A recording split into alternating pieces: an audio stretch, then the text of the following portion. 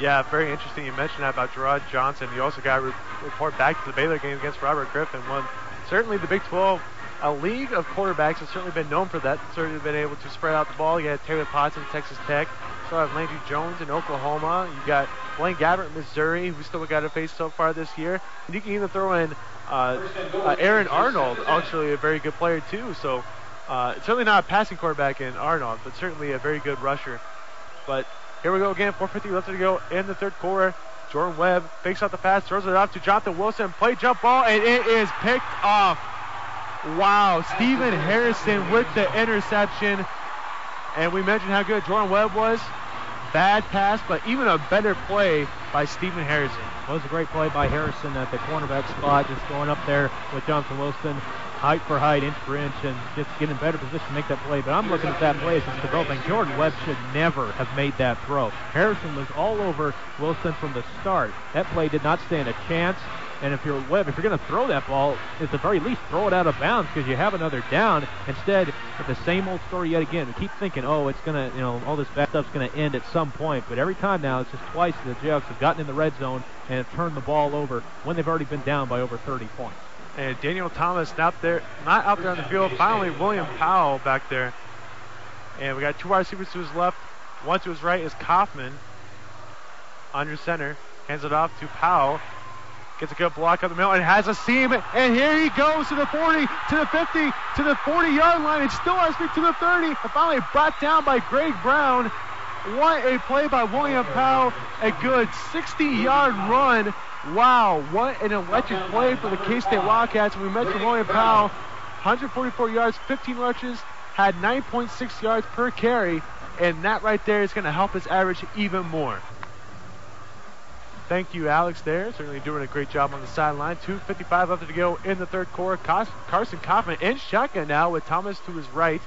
Two wide receivers to his right, one to his left, and another handoff to Daniel Thomas. Finally brought down, tackle made by Richard Johnson. The big man up the middle. First and goal. Brought down after a 1-yard gain. Ball at the 8-yard line of the Kansas Jayhawks. And here we go again. 45-0. Could potentially easily be 52-0 within the next couple seconds. Oh, don't mention it, Pat. Don't make me think about it. No. Can it get any worse? Unfortunately, it is looking like that because the K-State offense is just doing exactly what they want to do. Take time off the clock. Put another 6 up on the board. And Kaufman in shotgun again. Two wide receivers to his left, one to his right. And it looks like it could be a potential blitz. And Kaufman sees that, checks out of it. Anthony Davis might have been coming on a blitz, but now back to regular coverage.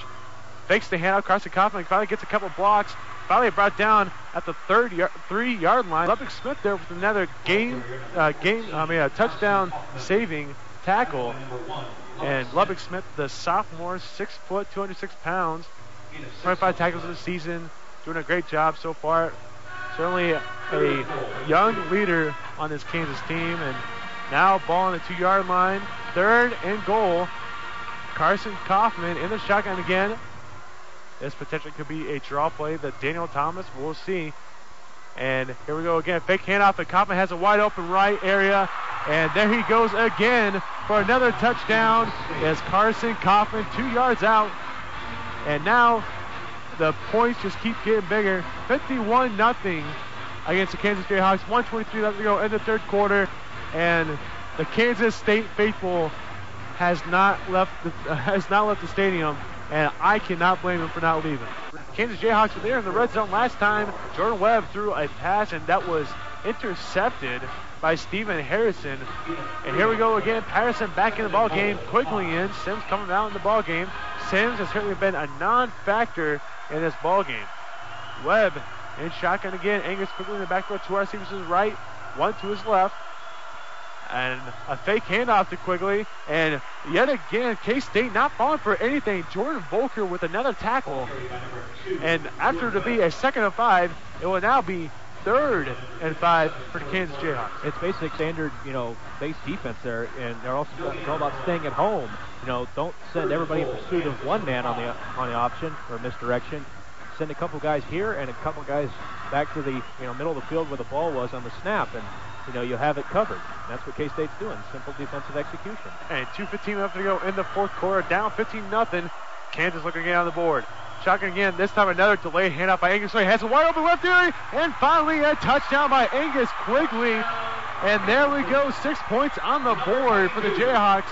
A big hole for the Jayhawks provided by the all-lineman. And finally Angus Quigley. And finally a sigh of relief for the Kansas fans as K-State has lost their shutout. And 2:06 left to go in the fourth quarter. Exactly what you want for the Kansas Jayhawks. Yeah, all things considered, that's what you wanted to see was a touchdown on the board. You know, with K-State, that's the last kind of play you were expecting. A draw play on 3rd and goal from the 5-yard line. That's something you don't see very often. They had them spread out a little bit, and Quigley did a nice job of finding that open space and taking it to the house.